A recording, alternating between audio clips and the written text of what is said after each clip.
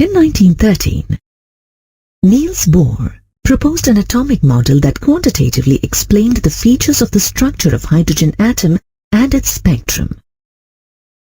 The postulates of it describe motion of electrons in a stationary orbit, fixed energy of electrons, energy change during transition of electrons, and fixed angular momentum of electrons.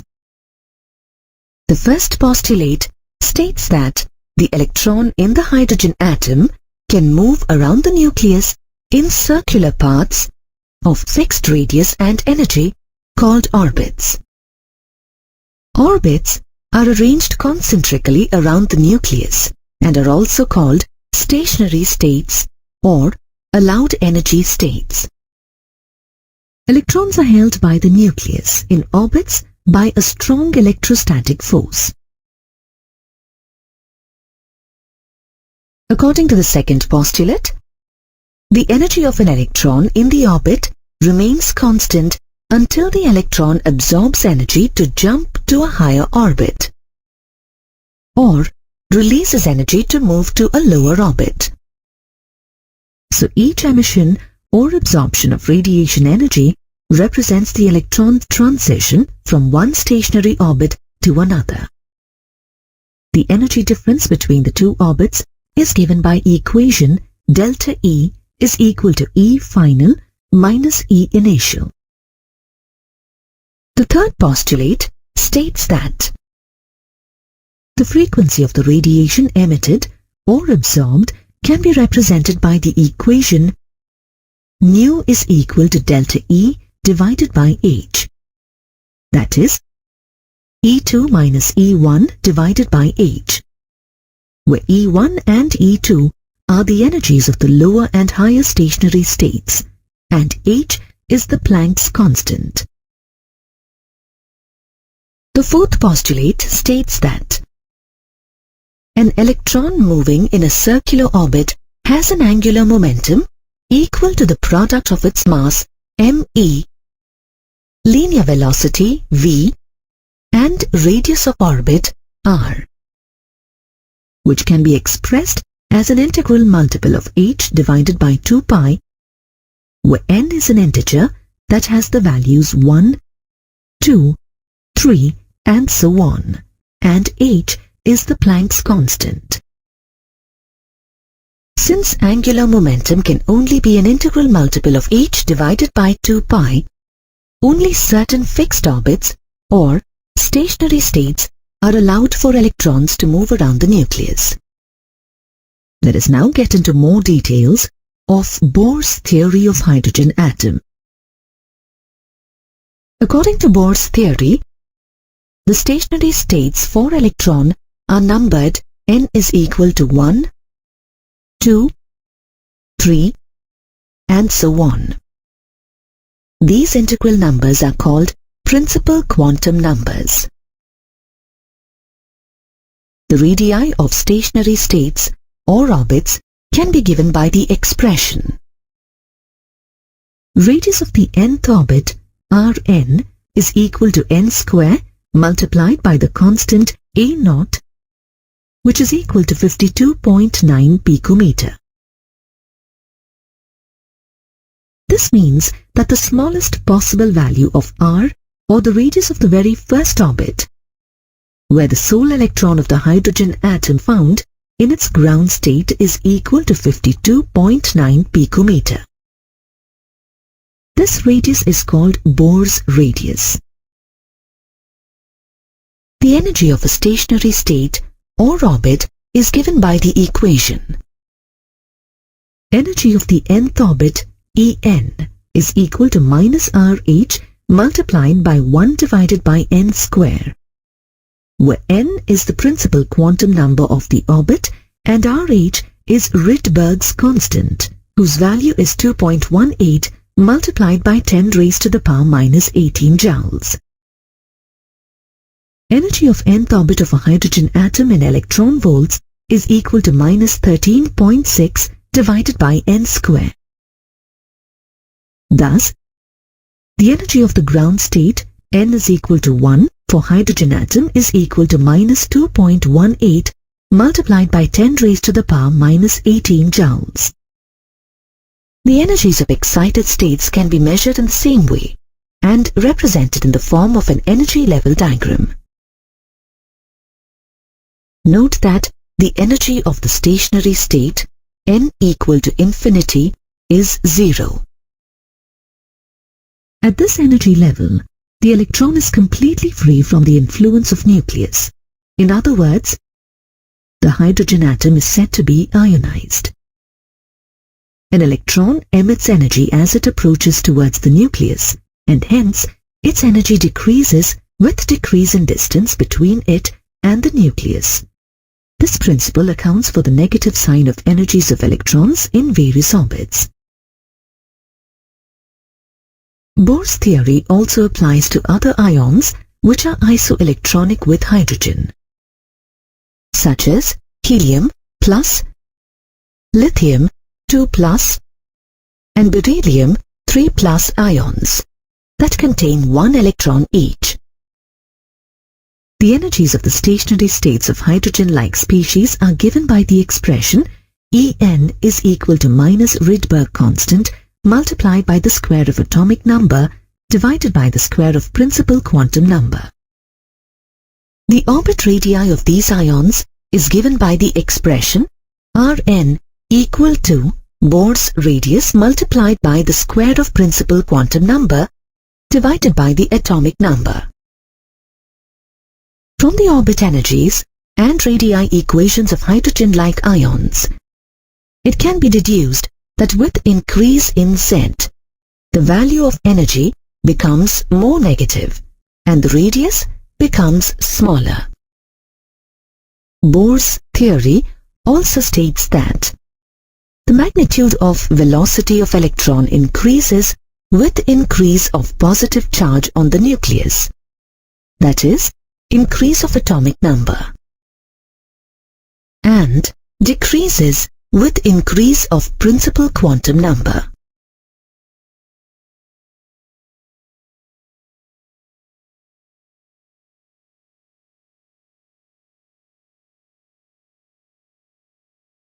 Although Bohr's theory is not based on the modern quantum mechanics, it helps to resolve many questions related with atomic structure and spectra. For example, it provides explanation for main limitation of Rutherford's model, the stability of an atom. According to Bohr's model, electrons are held in stationary orbits by virtue of an electrostatic force. That's why they don't fall into the nucleus. The model also stated that electrons are distributed in concentric orbits around the nucleus. The orbits have a specific energy, which decreases or increases during the electronic transition. In addition, it helps to quantitatively explain the emission and absorption line spectrums of hydrogen and hydrogen-like species. Let's see how. According to the second postulate of Bohr's model, the energy gap between the two orbits is given by the equation delta E equals to E final minus E initial. Since the energy of a stationary state is given by the equation En is equal to minus of Rydberg's constant multiplied by 1 divided by n square, we can substitute E final in the energy change equation by minus RH divided by n final square and E initial by minus RH divided by n initial square to get an equation similar to the expression used by Rydberg.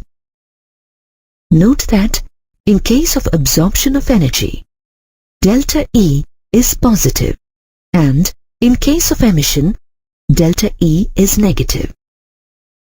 Thus, each spectral line in absorption or emission spectrum can be associated to transition of states by the electron of a particular hydrogen atom. Bohr's model also shows that the intensity of each spectral line depends upon the frequency or wavelength of photons absorbed or emitted.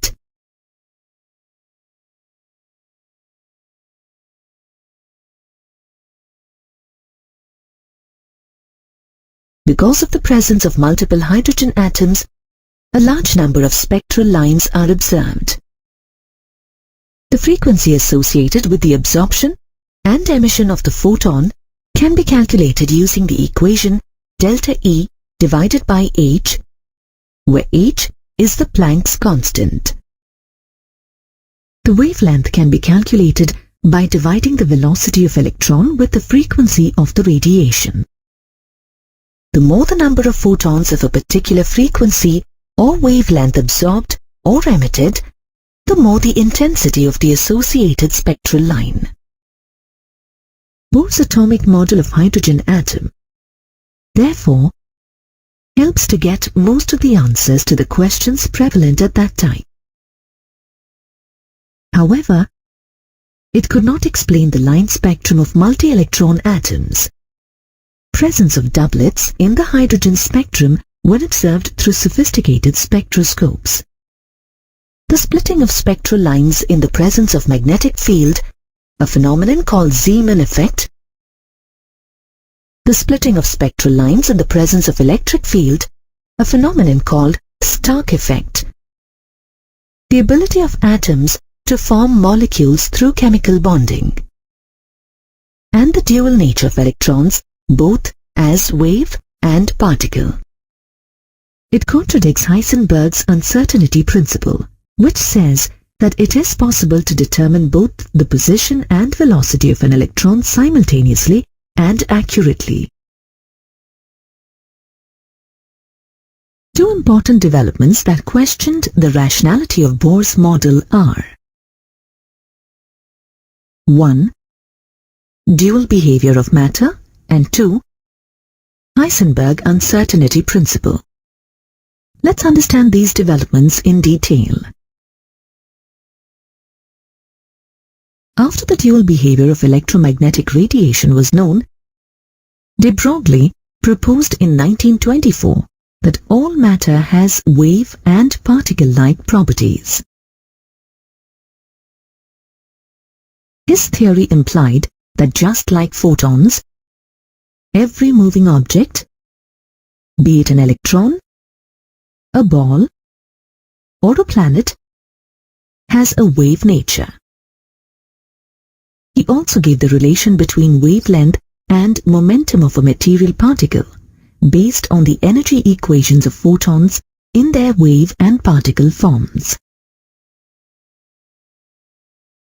A photon displaying wave character has energy equal to h multiplied by nu. A photon having a particle character has energy equal to m multiplied by c raised to the power 2. By combining these two equations and replacing nu with c by lambda, we get lambda is equal to h divided by mc. To generalize the equation for any material particle, c, the velocity of light is replaced with v, the velocity of the material particle. The resultant equation is called de Broglie's equation.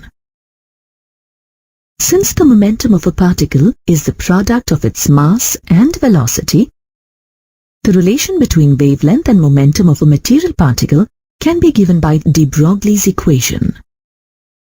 It can be noted from de Broglie's equation that the wavelength and mass of an object are inversely proportional. That is, that the wavelength of heavier objects is small and vice versa. Thus, the wavelength of lighter particles like electrons can be measured experimentally, whereas that of heavier objects like a ball or a planet cannot be detected. De Broglie's theory and equation was later proved to be correct when it was found that an electron beam undergoes diffraction, a property that is unique to waves. The wave nature of electron forms the basis of an electron microscope that achieves a magnification of about 15 million times, and is therefore a powerful tool in modern scientific research. Let's now look at the Heisenberg uncertainty principle. In 1927, a German physicist, Werner Heisenberg, took forward the concept of dual behavior of matter and radiation to give a principle about the uncertainties in simultaneous measurements of position and momentum of small particles. He proposed that it is impossible to measure simultaneously and accurately the exact position and momentum of a small particle like an electron. Mathematically, Heisenberg's uncertainty principle can be expressed with the equation delta x multiplied by delta px is greater than or equal to h divided by 4 pi, where delta x is the uncertainty in position and delta px is the uncertainty in the momentum of the particle. This equation can also be expressed in terms of mass and velocity of the particle. Note that the uncertainty in the position and velocity are inversely proportional to each other. This means that if the position of the electron is known with high degree of accuracy, then the velocity of the electron will be uncertain and vice versa. Also note that the uncertainty in the position and velocity are inversely proportional to the mass of the object. That is, uncertainty in the position and velocity decreases as the mass of the object increases and vice versa. For example, if the uncertainty principle is applied to a macroscopic object, an object weighing a milligram 10 to the power 6 kg, the value of the product of delta V and delta X is extremely small. Therefore, the associated uncertainty is also insignificant. On applying this uncertainty principle to a microscopic particle, like an electron having mass equal to 9.1 multiplied by 10 to the power minus 31, we find that the product of delta V and delta X is significant enough and therefore cannot be ignored. Hence, we see that Heisenberg's uncertainty principle also holds significance only for motion of microscopic particles and not for macroscopic objects. The position of an electron can be determined experimentally by illuminating it with electromagnetic radiation having a wavelength smaller than the dimensions of an electron. However, the velocity of an illuminated electron cannot be detected as the high momentum photons of the light increase the energy of electrons by collisions. As we have already calculated that for an electron, the product of delta X and delta V is found to be equal to 10 raised to the power minus 4 square meters per second.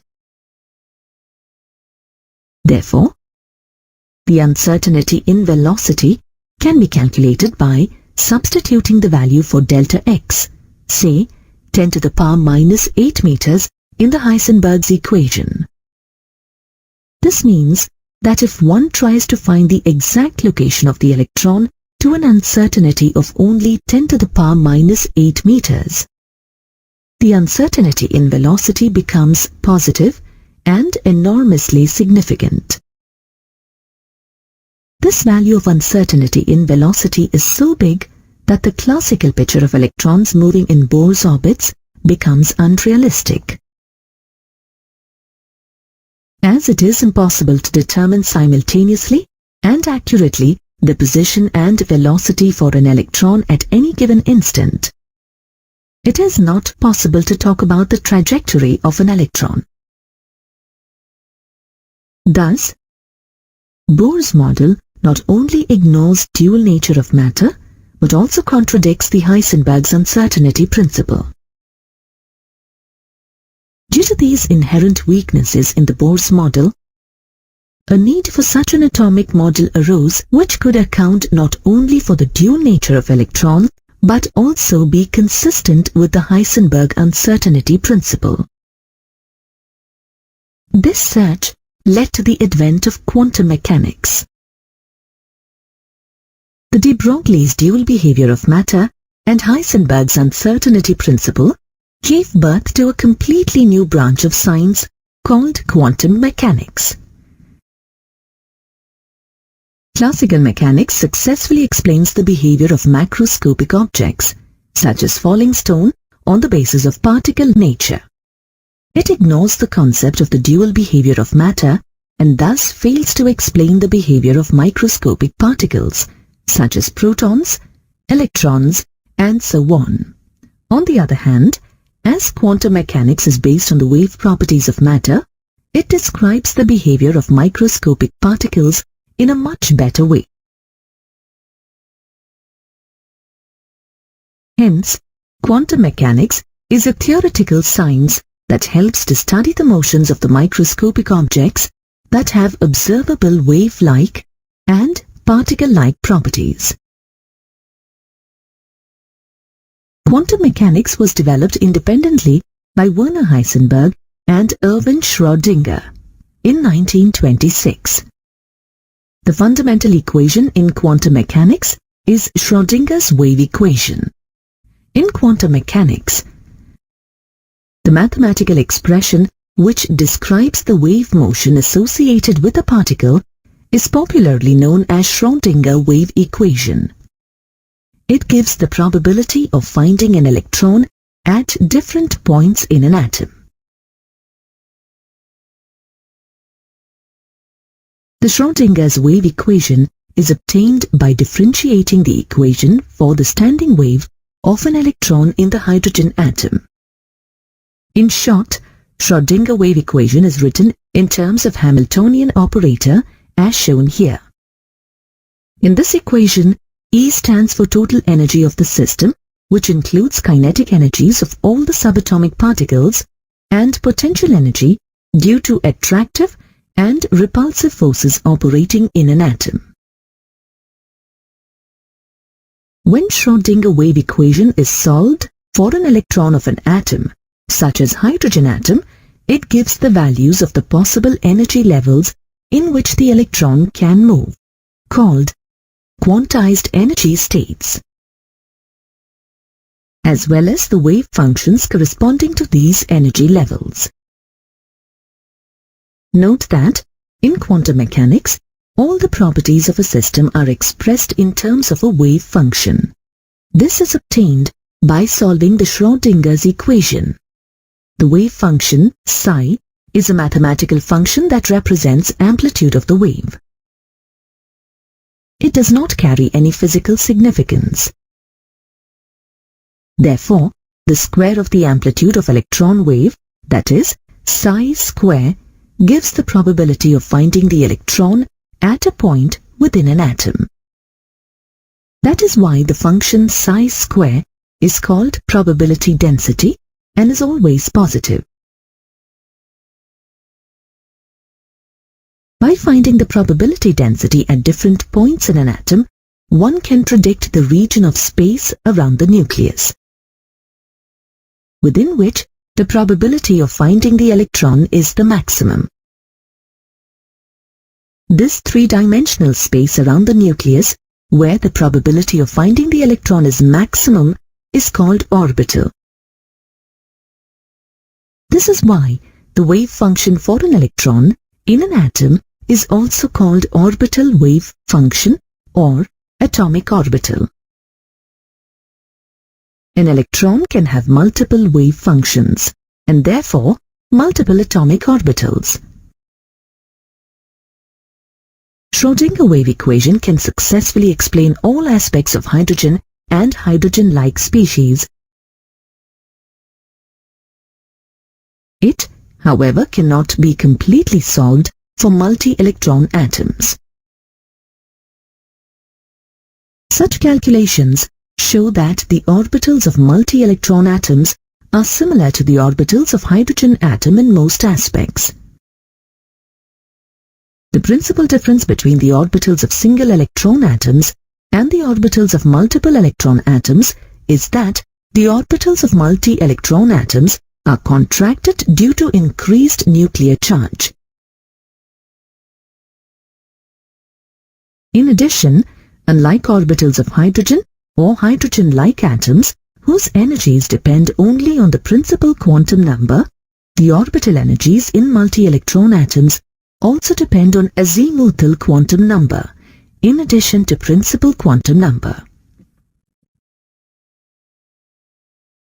Let us now move on to certain other important aspects of the quantum mechanical model of atom. According to this model, electrons can only have specific values of energy, which means that the energy of electrons are quantized. The quantized energy values that result from the wave-like properties of electrons can be calculated along with the associated wave functions, psi, using the Schrödinger wave equation. The quantum mechanical model of atom supports the Heisenberg's uncertainty principle and says that one can only determine the probability of finding an electron at different points in the atom, but not its exact path. The atomic orbital for the electron is given by its orbital wave function psi. There are multiple atomic orbitals in an atom, as an electron can have many wave functions, each of which contains a maximum of 2 electrons. In a multi-electron atom, the electrons are filled in various orbitals in the order of increasing energy. Note that these orbits are two-dimensional circular paths around the nucleus, in which the electrons revolve, whereas atomic orbitals are three-dimensional regions around the nucleus where the probability of finding an electron is the maximum.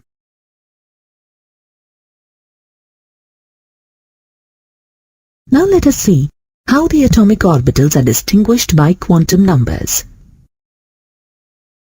On solving Schrödinger wave equation for hydrogen atom, the solution gives quantized energy states and the wave functions which are characterized by a set of 3 quantum numbers, which are the principal quantum number, the azimuthal quantum number, and the magnetic quantum number. An atomic orbital of an atom is characterized by these 3 set of quantum numbers. Orbitals are distinguished from each other on the basis of shape, size, and orientation. The probability of finding an electron depends on these 3 distinguishing characteristics. Such orbitals are again distinguished by 3 quantum numbers, which are, again, the principal quantum number, the azimuthal quantum number, and the magnetic quantum number. A 4th quantum number, called the spin quantum number, was also introduced later to represent the spin of the electron about its axis. Spin quantum number is characteristic for an electron.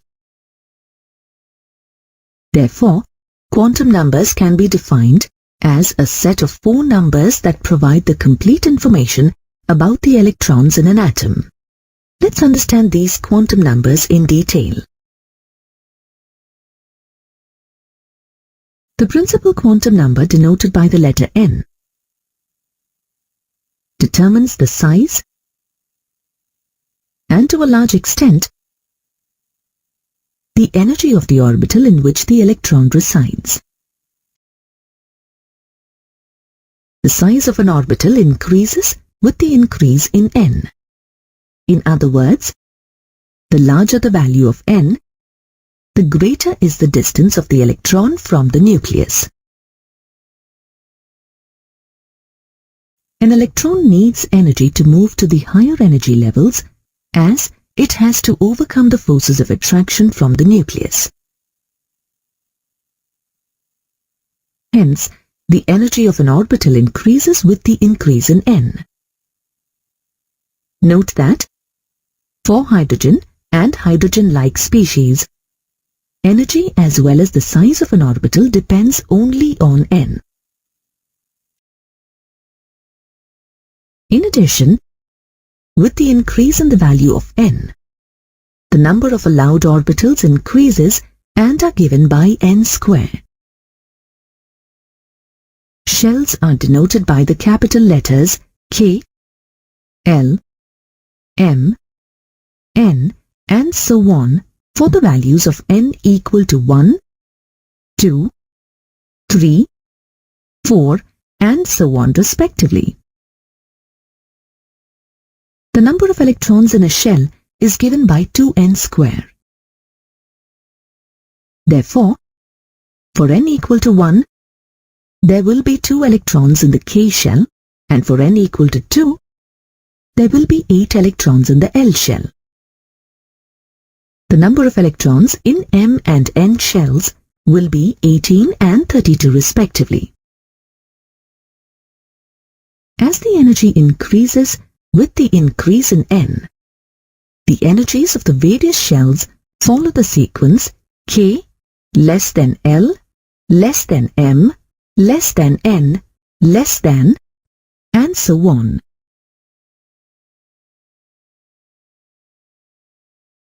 Let us move on to the next quantum number, that is, the azimuthal quantum number. It is denoted by the letter L. The number of subshells is given by the azimuthal quantum number. The azimuthal quantum number is also known as the orbital angular momentum or subsidiary quantum number. The azimuthal quantum number also describes the three-dimensional shapes of orbitals that you will learn about in the next module. For a given value of the principal quantum number n, the azimuthal quantum number L can have n values ranging from 0 to n-1. The value of L, in turn, defines the number of subshells, which means that when n is equal to 1, L is equal to 0. That is, there is only one subshell in first main energy level. Similarly, for n is equal to 2, L is equal to 0 and 1. That is, there are two subshells in second main energy level. And for n is equal to 3, L is equal to 0, 1, 2. That is, there are three subshells in third main energy level. Subshells corresponding to different values of L, that is, 0, 1, 2, 3, 4, are represented by the symbols S, P, D, F, G, and so on. The first four notations are the initial letters of the words sharp, principal, diffused, and fundamental, the words formerly used to describe different spectral lines. Thus, the subshells in the K shell for n is equal to 1 is S. In the L shell with n is equal to 2 are S, P. In the M shell for n is equal to 3 are S, P, D. In the N shell for n is equal to 4 are S, P, D, F, and so on. The S subshell has the lowest energy, and the energies of the subshells within the same principal shell follow the order S less than P less than D less than F. An electron moving in a subshell generates an electric field and magnetic field resulting from its motion around the nucleus. Thus, under the influence of an external magnetic field, the electrons moving in the subshells tend to reorient themselves into the specific orbitals.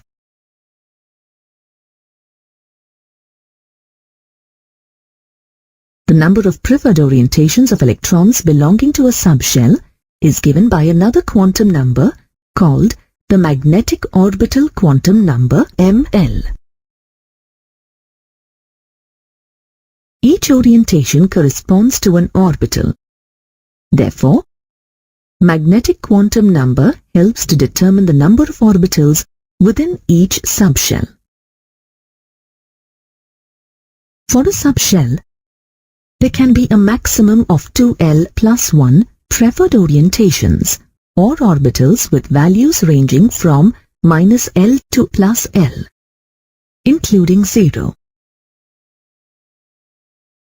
Hence, for L is equal to 0, the number of preferred orientations is equal to 1.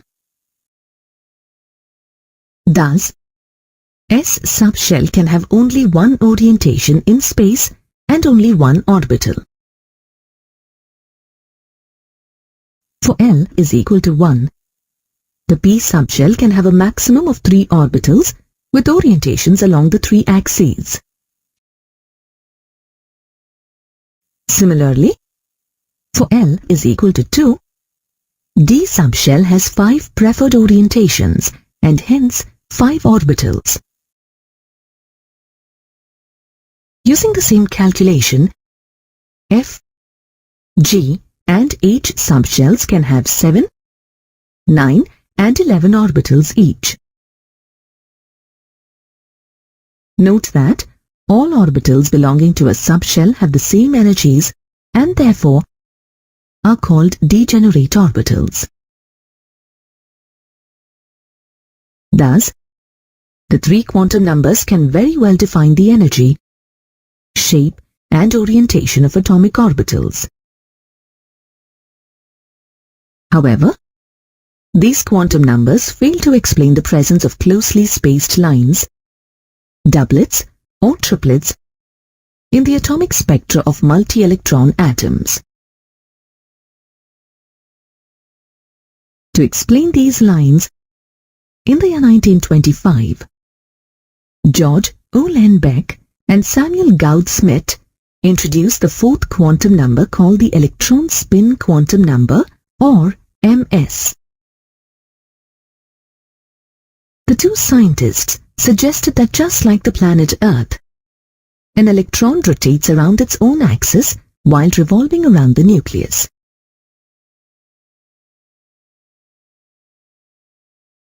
The electron spin results in an intrinsic spin angular momentum that can have 2 possible orientations, clockwise or anti-clockwise, relative to the chosen axis.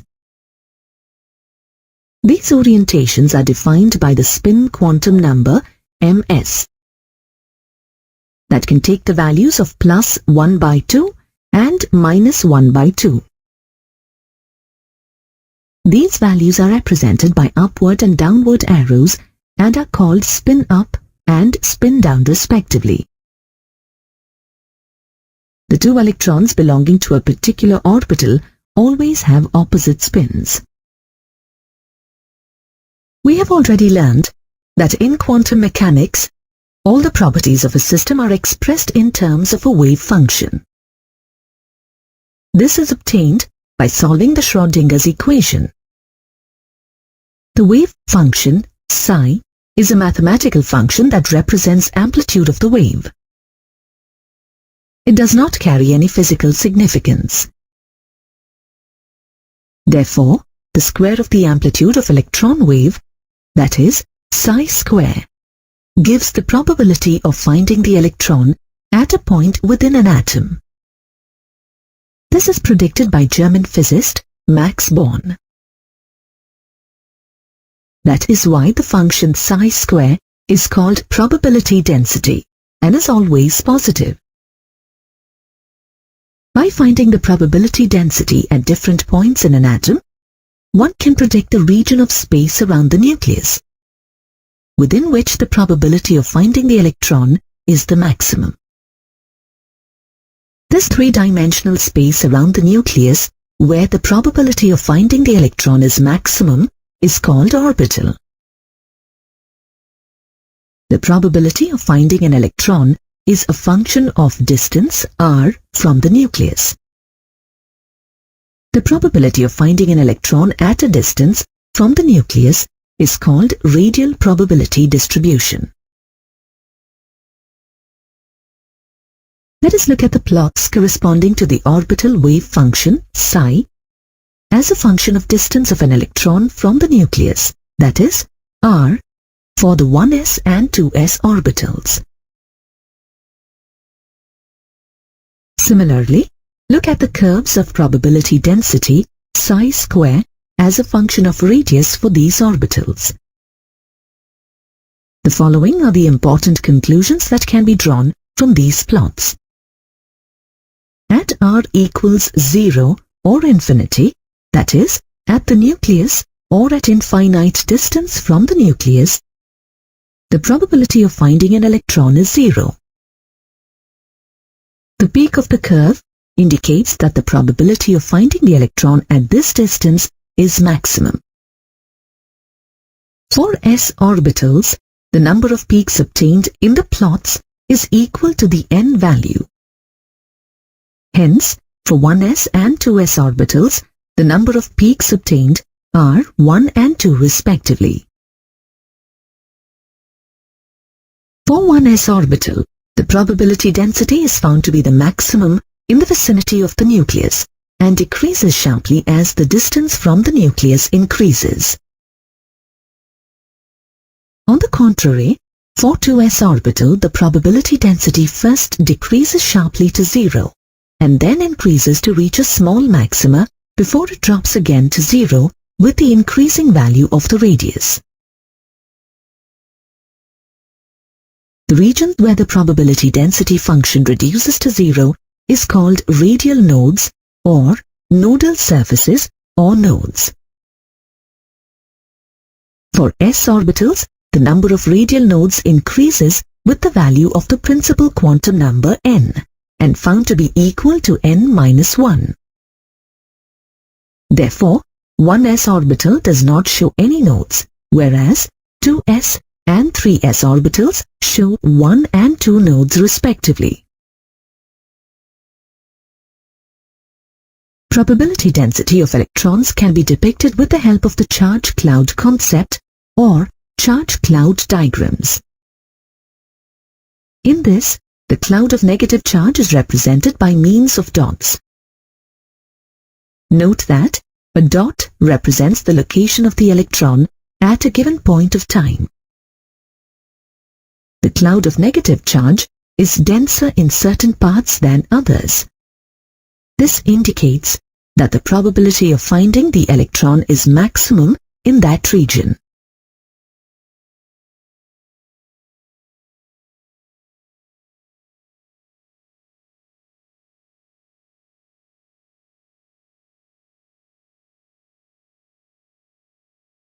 On the other hand, the probability of finding an electron in a particular direction or angle is called angular probability distribution. The probability of finding an electron in a particular direction or angle can be depicted by boundary surface diagrams. The boundary is drawn where the probability density remains fairly constant. The region inside the boundary surface depicts the orbital where the probability of finding an electron is maximum, that is, about 90%. The boundary surface diagrams define the shapes of various orbitals. Therefore, the shape of the electron cloud density and that of boundary surface determines the shape of the orbital. The boundary surface diagram for s orbital is always a sphere centered on the nucleus, irrespective of the principal shell to which the orbital belongs. This is because, for a given value of radius, the probability of finding the electron in the s orbital of a principal shell is found to be identical in all directions. Therefore, the shape of s orbital is a symmetric sphere. Note that, although all s orbitals are symmetrically spherical, the shapes of the s orbital belonging to different principal shells differ in two aspects. 1. The number of nodes, and 2. Size and energy. As the size and energy of the principal shells increases with increase in the value of n, their orbitals also follow the same trend. For example, the size and energy of 4s is greater than 3s, followed by 2s, and then 1s. Let us now discuss the shape and orientation of p orbitals. The boundary surface diagram for the p orbital indicates the presence of two lobes that lie on either side of the plane that passes through the nucleus, giving a dumbbell shape to the p orbital. The shape suggests that the probability of finding the p electrons is the maximum within the two lobes. The probability density function is 0 on the plane where the two lobes touch each other. Since the azimuthal quantum number L is equal to 1 for p orbital, the magnetic quantum number ML has values -1, 0, and +1, which represent three different orientations for p orbitals along the three axes, x, y, and z respectively. Hence, there are three p orbitals which lie perpendicular to each other. Irrespective of the direction at which the electron density lies, the size, shape, and energy of these three orbitals belonging to the same principal shell is identical. However, like s orbitals, the size and energy of p orbitals increases with increase in the principal quantum number. For example, the size and energy of 5p is greater than 4p, which in turn is greater than 3p, followed by 2p as shown. The number of radial nodes for p orbitals is given by the expression n-2. Therefore, number of radial nodes is 0 for 2p orbital, 1 for 3p orbital, 2 for 4p orbital, and so on. In addition to these radial nodes, for np and nd orbitals, the probability density function is also 0 at planes passing through the nucleus. These planes are called nodal planes.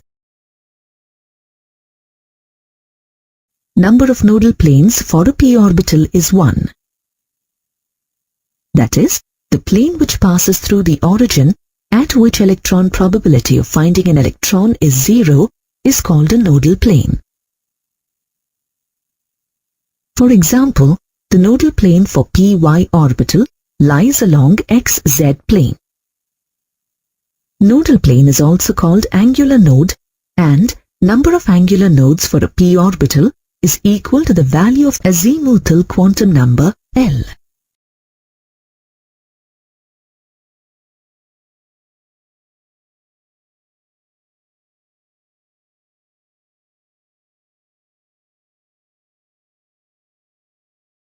For the d orbital, the azimuthal quantum number L is equal to 2.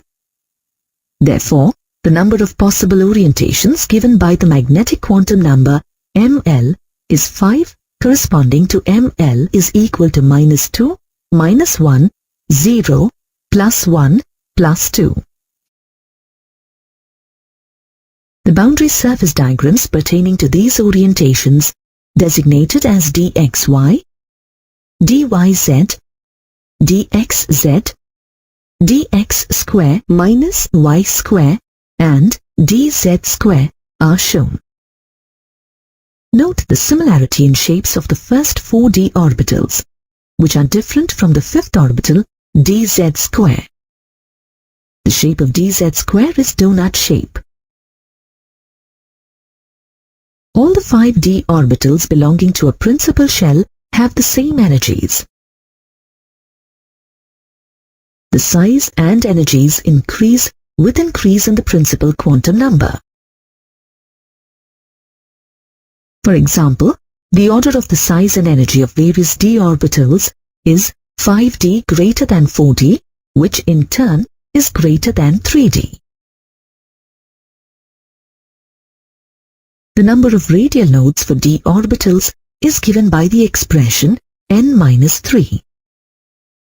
Therefore, the number of radial nodes is 0 for 3d orbital, 1 for 4d orbital, and so on. On the other hand, the number of angular nodes is equal to the value of L, that is 2. Hence, 2 angular nodes exist for a d orbital. For example, for dxz orbital, there are 2 nodal planes passing through the origin and bisecting the xz plane containing y-axis. Note that the total number of nodes for an orbital is given by the expression n-1. The total number of nodes is equal to sum of angular nodes given by L and radial nodes given by n-L-1 respectively. For example, let us calculate the total number of nodes for 3D, which is given by the expression n-1. As the value of n is equal to 3, by substituting the value of n in this expression, we get the total number of nodes 2. The value of L for d orbital is 2, and hence the numbers of angular nodes are 2 for 3d. As the value of n is equal to 3, the number of radial nodes as per the formula is equal to 0.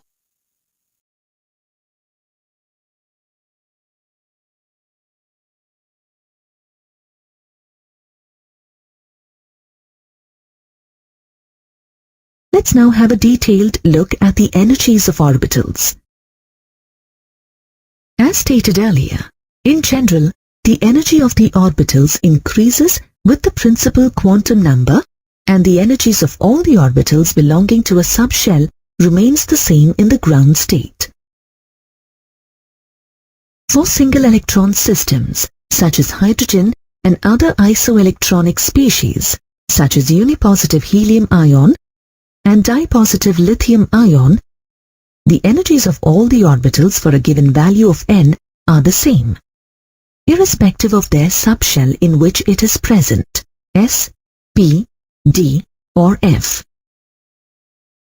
That is, the energy of an electron exclusively depends on principal quantum number and not on azimuthal quantum number. For example, the energy of an electron present in 3s, 3p, or 3d remains the same, irrespective of it having different values of azimuthal quantum number. 1s in the hydrogen atom represents the most stable state for the sole electron and is called the ground state. The energy states with n greater than 1 represent the excited states for the electron in the hydrogen atom. Unlike the single electron species, the energy of an electron in a multi-electron atom depends on azimuthal quantum number, also in addition to principal quantum number. This essentially means that for a given value of n, the orbitals s, p, d, f possess different energies for different azimuthal quantum numbers. Let us look at the energy level diagrams for hydrogen atom and multi-electron atom, which depicts the arrangement of various orbitals. Now, let us understand why in case of a multi-electron atom, the energies of different orbitals of a given principal shell possess different energies in contrary to hydrogen atom. In a multi-electron atom, the different energies of different orbitals of a given principal shell is attributed to the inter-electronic repulsions among the electrons present. On the other hand, in hydrogen atom, due to the presence of only one electron, the only electrical interaction present is the electrostatic forces of attraction between the nucleus and the electron. Hence, in hydrogen atom, the subshells belonging to the same principal shell have same energy. Despite these repulsive interactions, the multi-electron atoms are as stable as the hydrogen atom because the net attractive interactions between these electrons and the nucleus are more than the repulsive interactions among the electrons. The attractive interactions of an electron increases with increase in positive charge on the nucleus. The complete attractive interactions of the positive charge are not experienced by the outermost electrons, as the electrons in the inner shells tend to shield the electrons in the outer shells from positive attraction of nucleus. Thus, the net positive charge experienced by the outermost electrons from the nucleus is called effective nuclear charge, and the shielding of outermost electrons from the attractive forces of nucleus by the inner shell electrons is called shielding effect or screening effect. Despite of the shielding effect, the net attractive force experienced by the outer shell electrons increases with increase in nuclear charge. In other words, the energy of interaction between nucleus and electron, that is, orbital energy, decreases or becomes more negative with increase in atomic number. The energies of the orbitals in the same subshell decrease with increase in the atomic number or effective nuclear charge. For example, energy of 2s orbital of hydrogen atom is greater than that of 2s orbital of helium, and that of helium is greater than that of lithium, and so on. That is, E2s H greater than E2s He greater than E2s Li.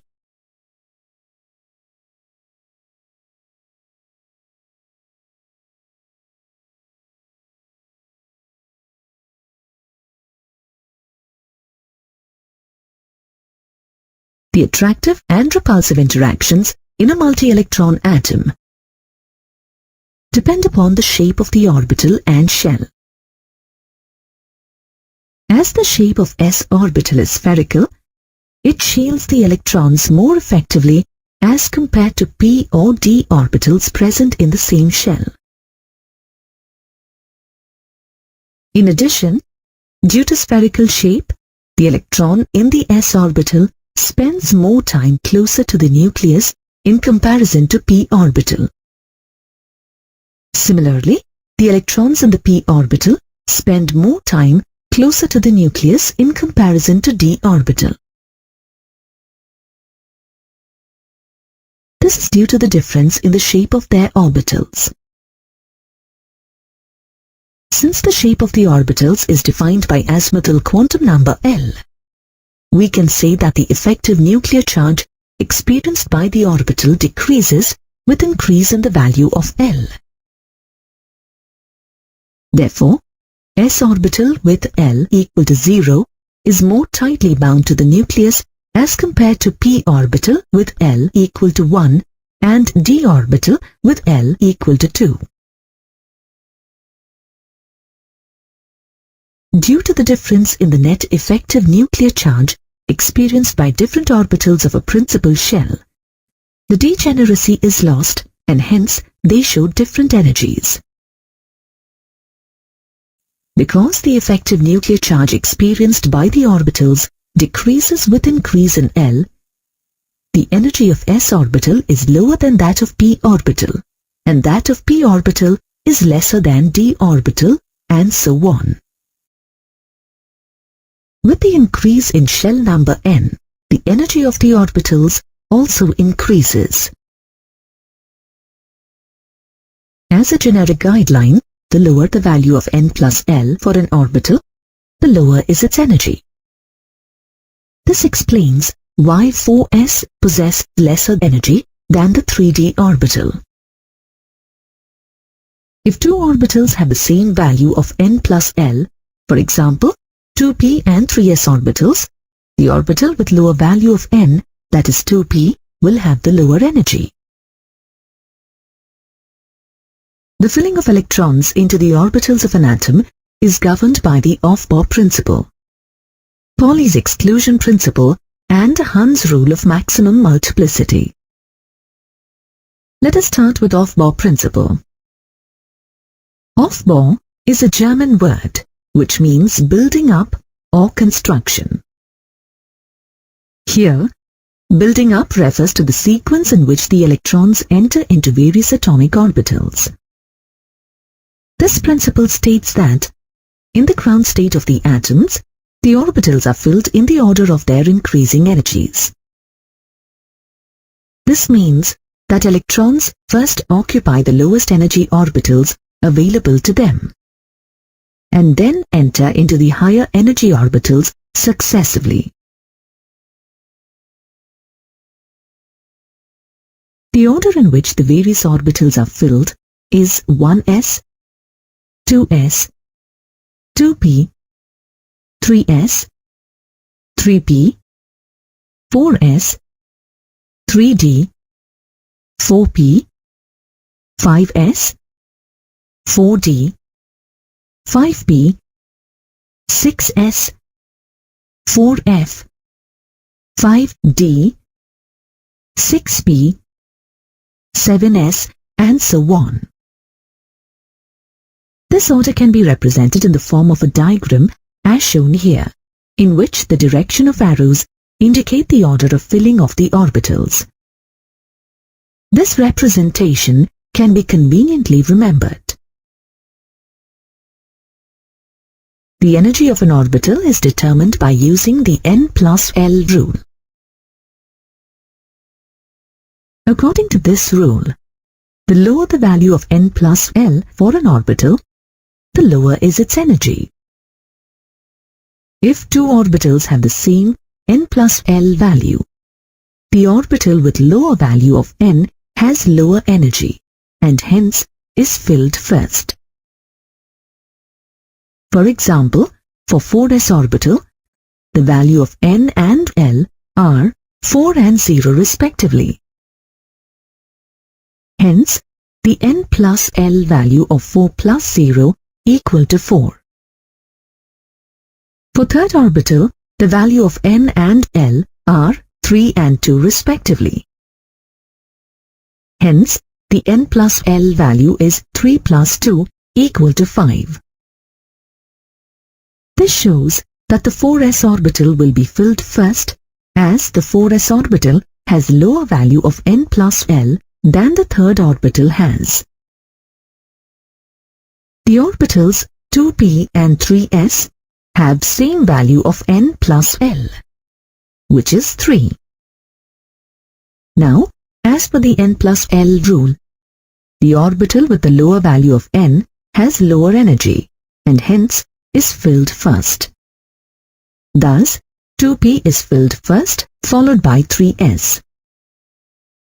Let us observe the arrangement of orbitals up to 4p in increasing order in accordance to the n plus L rule in the following given table.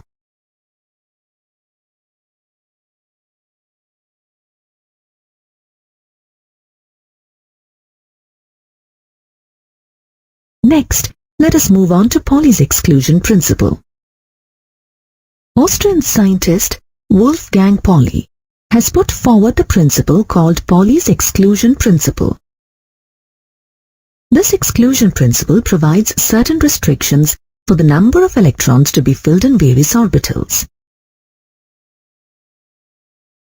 The Pauli's exclusion principle states that no two electrons in an atom can have the same set of 4 quantum numbers. This principle can also be stated as only 2 electrons may exist in the same orbital, and these electrons must have the opposite spin. This means that 2 electrons in an atom can have a maximum of 3 quantum numbers that are same with each other but not all the 4.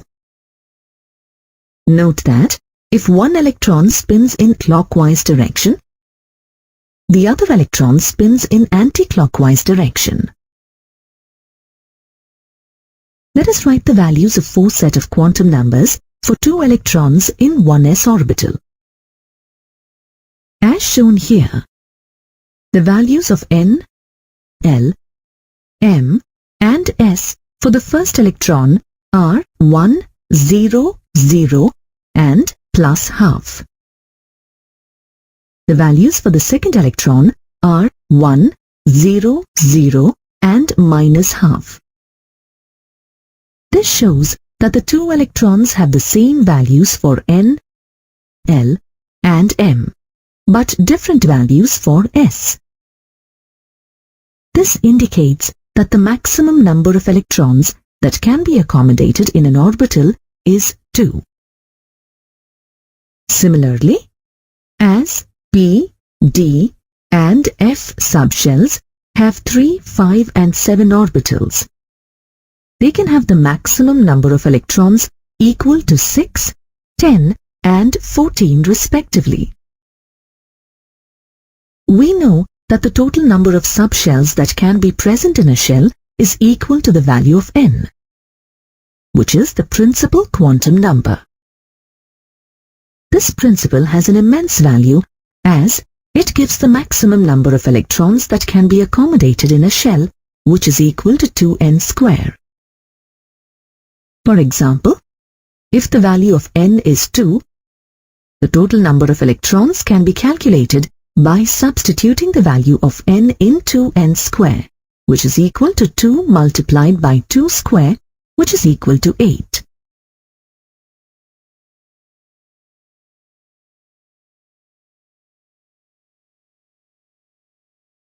The third rule of filling of electrons into the orbitals was proposed by Friedrich Hund. It is called the Hund's rule of maximum multiplicity. This rule helps in filling of electrons into the orbitals of same subshell. The orbitals belonging to the same subshell have same energy and are called degenerate orbitals. The Hund's rule of maximum multiplicity states that in a set of degenerate orbitals, the orbitals are singly occupied first and then pairing of electrons takes place. It can also be stated as the pairing of electrons in the orbitals belonging to the same subshell doesn't take place until each orbital belonging to the same subshell gets 1 electron each. Therefore, electron pairing in p, d or f subshells cannot take place until each orbital of a given subshell contains 1 electron each. In other words, pairing of electrons in p, d and f subshells starts with the 4th, 6th and 8th electron respectively, as shown here. Also, all the singly occupied orbitals will have spins in the same direction. Moreover, it is observed that half-filled and completely filled subshells impart greater stability to atoms due to the symmetrical distribution of electrons. More detailed explanation on the cause of stability of half-filled and completely filled subshells will be learnt in the later part. We can define electronic configuration as the distribution of electrons into various orbitals of an atom. Before we begin to understand the electronic configuration of atoms, let's recap the 3 main principles that guide the filling of electrons into various orbitals in an atom. First is the Aufbau principle. It states that In the ground state of the atoms, the orbitals are filled in order of their increasing energies. In other words, electrons first occupy the lowest energy orbital and then enter into successive higher energy orbitals. The electrons enter into various orbitals in an increasing order of n plus L value. Second is the Pauli's exclusion principle. It states that an orbital can have maximum 2 electrons and these must have opposite spins. And finally, the Hund's rule of maximum multiplicity that deals with filling of electrons into equal energy orbitals of the same subshell. It states that electron pairing in p, d and f orbitals cannot occur until each orbital of a given subshell contains 1 electron each or is singly occupied. We can represent the electronic configuration in 2 ways. One way is to represent it by the orbital diagram method. In this method, the orbital is represented by a box and an electron is represented by an arrow in it. If the spin of the electron is in a clockwise direction, then the head of the arrow points upwards. If the spin is in an anti-clockwise direction, then the head of the arrow points downwards. A clockwise spin is called the positive spin, and anti-clockwise spin, it is called the negative spin. The other way of representing the electronic configuration is by the NLX method. Here, N represents the number of the principal shell, that is 1, 2, 3, etc. L represents any subshell or any orbital. S, P, D, F and X represents the number of electrons present in that orbital.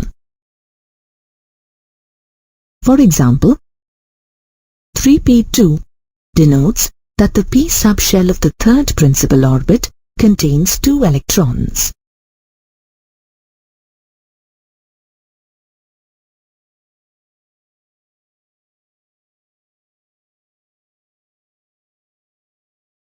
Now let's discuss the electronic configuration of the first 10 elements: hydrogen, helium, lithium, beryllium, boron, carbon, nitrogen, oxygen, fluorine, and neon. Hydrogen has only 1 electron which must be filled in the orbital of lowest energy, that is 1s. Helium has 2 electrons. Both these electrons can be filled into the s orbital. However, according to Pauli's exclusion principle, these 2 electrons should have opposite spins. Lithium has 3 electrons. 2 electrons will fill the s orbital, while the remaining 1 electron goes to the orbital of next higher energy, that is 2s. Beryllium has 4 electrons. 2 electrons fill the 1s orbital, and the remaining 2 fill the 2s orbital. Boron has 5 electrons. The first 2 electrons fill the 1s orbital. The next 2 fill the 2s orbital, and the 5th electron occupies the 2p orbital. Actually, the 5th electron may occupy any one of the 3 2p orbitals: 2px, 2py, or 2pz, because all have the same energy. However, conventionally we always fill 2px, 2py and 2pz in that order. Carbon has 6 electrons. The first 4 electrons fill the 1s and 2s orbitals. The remaining 2 electrons will go to any 2 of the 3 2p orbitals in accordance with Hund's rule, and these will have parallel spins. Nitrogen has 7 electrons. The first 4 electrons fill the 1s and 2s orbitals. The remaining 3 electrons will go to the 3 2p orbitals in accordance with Hund's rule, and these will have parallel spins. Oxygen has 8 electrons. Fluorine has 9 and neon has 10 electrons. In each of these elements, after filling the first 4 electrons in 1s and 2s orbitals, the remaining electrons enter into next higher orbital, 2p. According to Aufbau principle, they successively occupy the 3 2p orbitals, that is 2px, 2py, 2pz, in accordance with Hund's rule. The pairing of 2p subshell starts with oxygen and completes with neon. The electronic configurations of other elements are written in the same way. After filling the 2p orbitals, the electrons fill the 3s and then the 3p orbitals.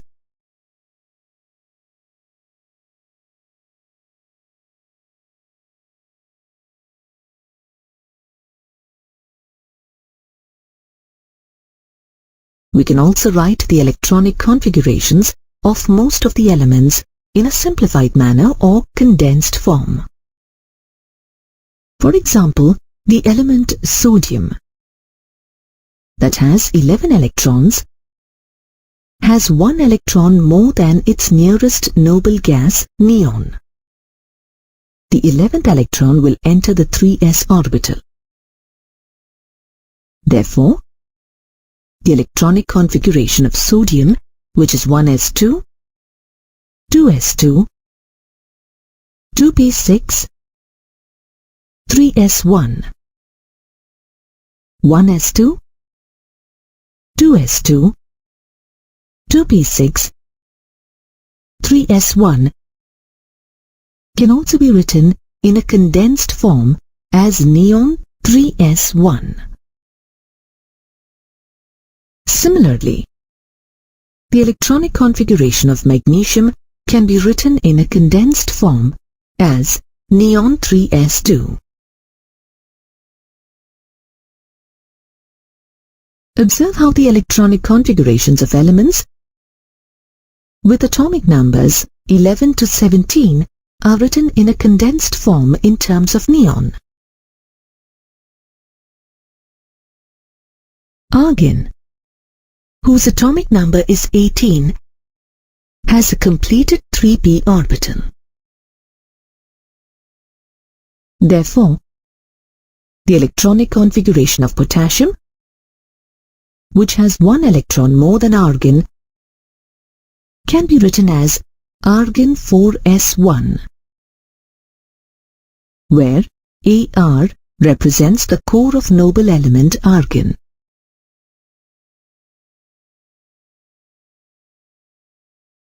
The electronic configurations of the atoms generally follow the 3 above said rules for filling up electrons into various orbitals. For example, in potassium, the electrons enter into various orbitals, that is, 1s2, 2s2, 2p6, 3s2, 3p6, and 4s1, in accordance with Aufbau's rule. However, in some cases, the actual configuration differs slightly from the expected ones.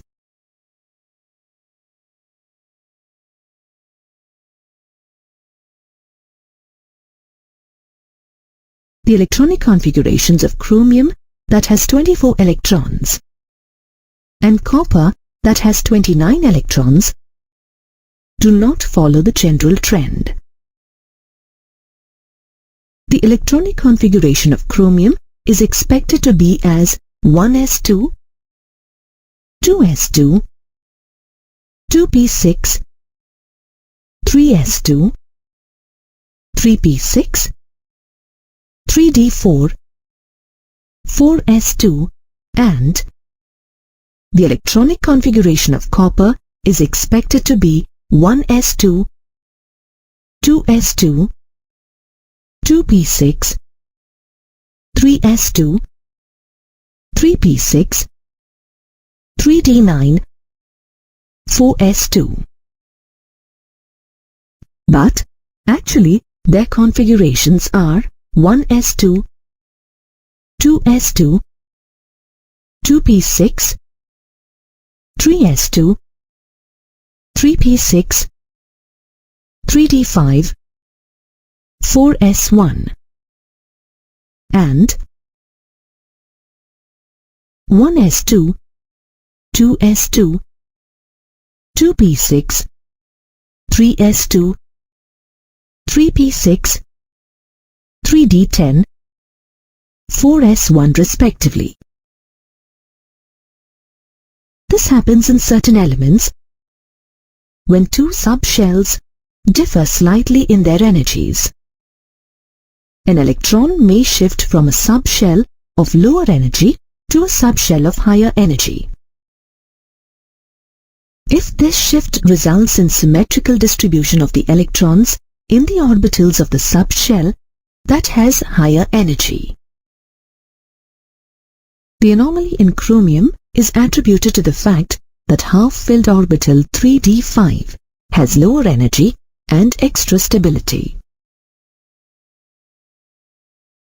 In copper, the completely filled orbital 3d10 has lower energy and extra stability. The two reasons for the extra stability of half-filled and completely filled subshell configuration are the symmetrical distribution and exchange energy.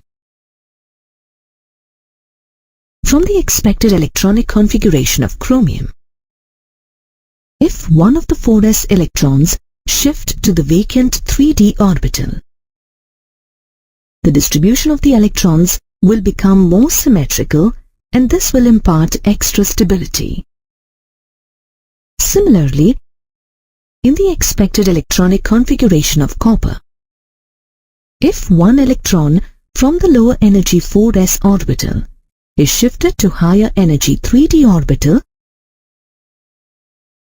it will make the distribution of electrons symmetrical and hence will impart more stability. Stability also occurs whenever two or more electrons with the same spin are present in the degenerate orbitals of a subshell. These electrons tend to exchange their positions, and the energy released due to this exchange is called exchange energy. The number of exchanges that can take place is maximum when the subshell is either half-filled or completely filled. As a result, the exchange energy and stability are maximum.